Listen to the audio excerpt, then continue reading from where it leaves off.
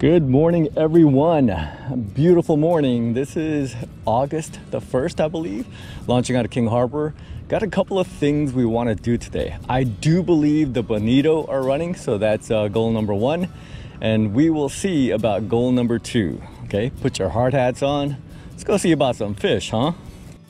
Okay, so right off the bat, I should tell you that we will not be catching bonito. And here's a screenshot from the Fish TV on that day. And as you can see, the water temperature is about 65, 66 degrees. I actually thought that by now, this is like early August, that the water temperature would be at least high 60s and possibly 70. But it seemed like the water, it's been about 65 degrees going all the way back to May. And so it seems like to me that both bonito and barracuda prefer warmer water, and they don't really start to show up until the water temperatures are like high 60s and possibly 70. Or that's been my experience. But I'll tell you what, if you do want to stick around, I will take you on a journey with me. It's a mellow day. We will catch some fish, we'll go over some theory, and I will also drop some waypoints for you guys.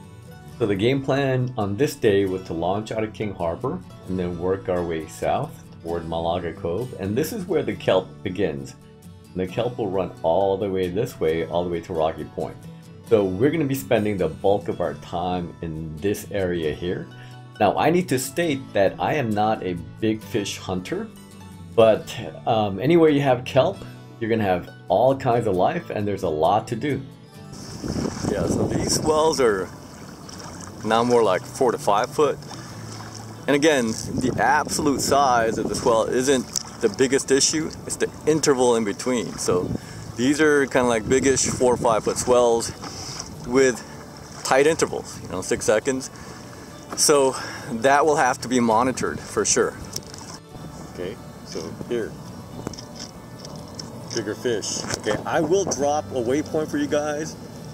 Okay, I don't think that's going to hold over time, but there it is. Okay, so now that streaky pattern is looking more like calico.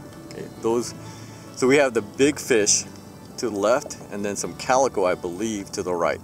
Okay, so let me freeze this frame and take some time to explain some pretty important concepts about using a fish finder. Okay, so here on the left hand side you have the map, the navigation. Then of course here you have the 2D sonar. And if you look at this green streak and this track, it shows you my direction of travel, okay? And then going back to the sonar, you have some bigger fish here, you have some medium fish here, and then you have a bunch of smaller fish here. Sonar is kind of like a flashlight that's shining down from the bottom of your kayak or boat, and the beam is the shape of a cone. And so everything on the left-hand side of the 2D sonar is stuff that you have already passed over. Okay, super important concept. You've passed over, or I've passed over these big fish already. I've passed over these medium-sized fish already, but I am on top of these smaller fish, probably calico. And then on the right-hand side is what's called an A-scope, okay? And the A-scope tells you exactly what is right underneath your kayak or boat right now. And if you look at the A-scope, you see this, what do you want to call it? This signal or pattern. And so you are right over the top of these guys, okay? And so if you want to target these bigger fish or even these medium-sized fish, you're gonna have to pull a U-turn and go back in the same direction you came from to get back on top of these guys or these guys. So if you have to visualize it, these big fish are maybe hanging out here, these medium fish are maybe hanging out here, and right now you're on top of these fish. Okay, so now that streaky pattern is looking more like calico. Okay, so we have the big fish to the left and then some calico, I believe, to the right.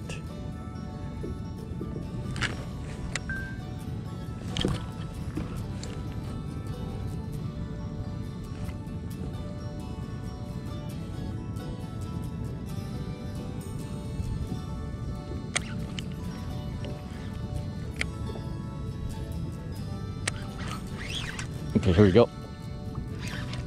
This feels like a mackerel though. No, actually it could be a little sand bass. A little sand bass, calico maybe. Yeah, little sand bass.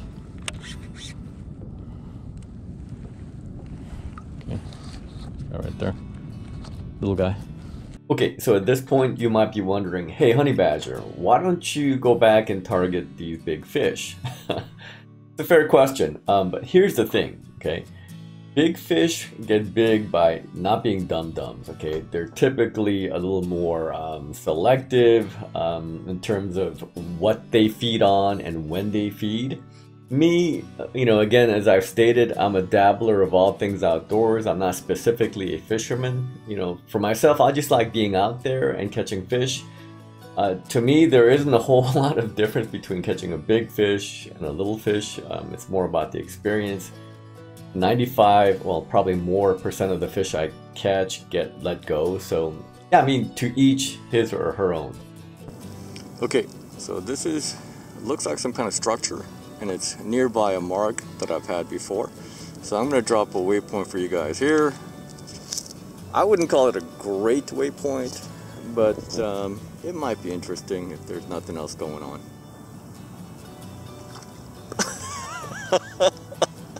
That's a funny looking swing, man. Okay, we're on. Looks like a, well, I don't know. I mean, it's a little rod, but we're on, and it's a little whitefish. It's funny. Hey, man, it's so big. I don't know. Here we go. Biggin. It's a 2 foot 6 inch rod. Just look at it right here. Yeah. Oh, there we go. Hard to tell if it's big or not, but it might be a small one. It's so funny because, oh, nice little sandy. Nice. Here in the red kayak, we have Kevin Van Darn, and he's working an erratic fall jig vertically.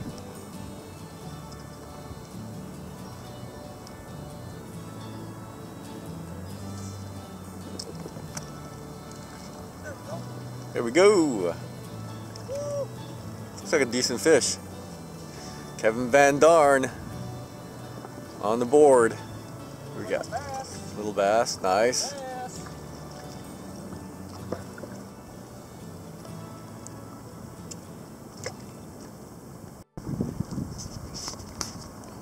Here we go. Day 3, tournament leader. Yep. It's picking up sand bass after sand bass. Nice. Kevin Van Darn on fire. He's gonna win this tournament. That's why he's called the Michael Jordan of fishing. Little sandy, nice. Oh, he got off. Kevin Van Darn, that's not how you win tournaments, man. So I'm about to drop a pretty good waypoint, but I should note that the sequence is taking place around here someplace. And this is about a 4 or 5 mile paddle from King Harbor. So I don't know that if you're new, you're going to be able to reach it, but if you can, it's a pretty good mark. Wind has picked up, it's blowing above 10 miles per hour, and it feels like a northwest wind, which has me a little bit concerned because at best, it's going to be a crosswind going back. But we'll see. I was kind of hoping that we'd run into a hot barracuda or bonito bite, but so far, nothing like that. So that's a roll call for everyone, right? There's probably mackerel, there's probably calico, sand bass, maybe some small fin bait. Yeah, good scene. I'm gonna drop a waypoint for you guys here. Okay. I mean, not much in terms of structure, but I mean, you can't argue. They're here. All right, try a quick drop. Looks like some bait maybe. Looks like some bass maybe.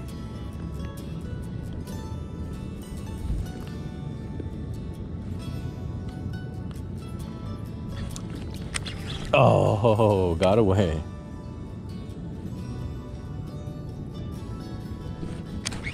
Not this one though. Not this one. Little bass.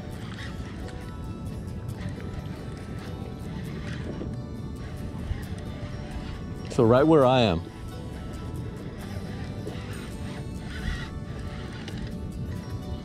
Yeah, a little sandy.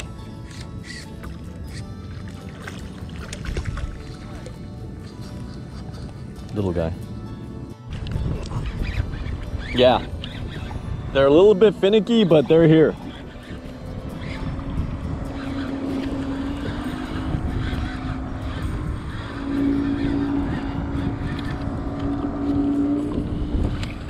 Sand bass.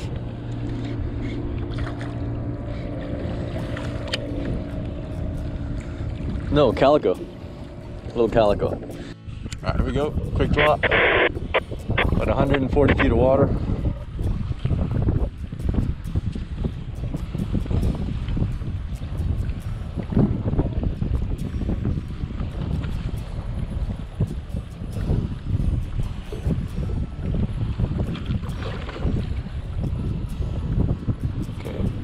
Okay, wind's blowing pretty good. It's like over 10 miles per hour, so it's critical that you put the nose of the kayak into the wind, of course.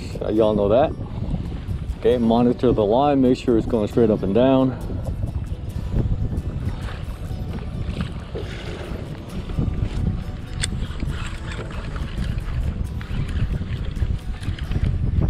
Okay, we're on. Feels like a decent fish. Maybe a sandy.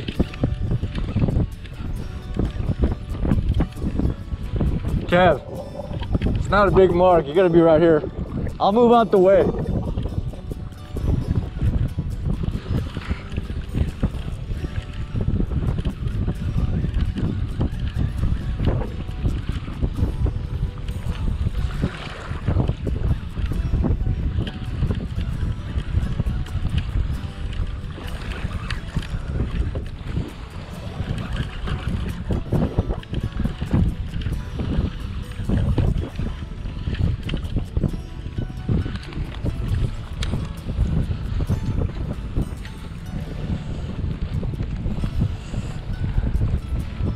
Bass. Not bad.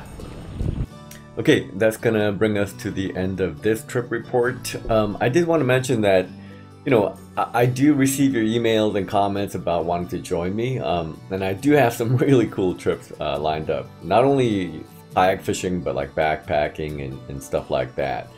And so every time you reach out to me, I do care, and I do want to take you with me. It is hard to keep track of all the individual like emails and comments, but you know, please keep trying. With that, I'm gonna say goodbye. Get out there, have fun, be safe, and we will see you soon on our next adventure. Bye for now.